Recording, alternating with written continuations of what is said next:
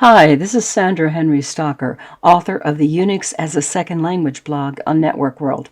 In this Linux tip, we're going to compare two checksum commands. The checksum command that provides an easy way to compare a copy of a file to the original, and the SHA-256 sum command that pretty much does the same thing, but computes a 256-bit checksum that is cryptographically secure. So the checksum command does a CRC, or that's a cyclical redundancy check. And if you want to compare files, you could do something like this. You can go checksum sum file, and it's going to give you the checksum here. And let's do the same thing with another file.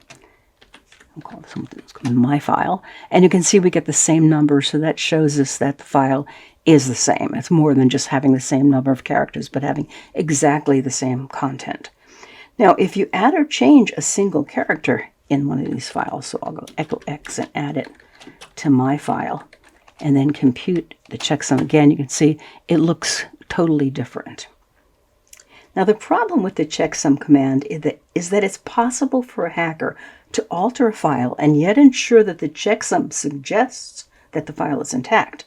It can still reassure you that a file hasn't likely been corrupted when you download it, but that's about as far as it goes. The SHA-256 sum tool, on the other hand, is better and works in a similar way. It computes a SHA-256 message digest, which is a hexadecimal string with 64 characters, and it kind of looks like this. So I've got a SHA-256 sum, and go ahead and do that on my file. And you can see we get a much longer checksum.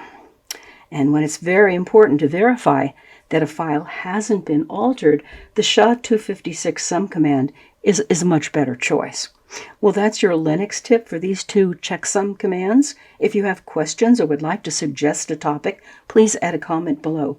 And don't forget to subscribe to the IDG Tech Talk channel on YouTube. If you like this video, please hit the like and share buttons. For more Linux tips, be sure to follow us on Facebook, YouTube, and networkworld.com.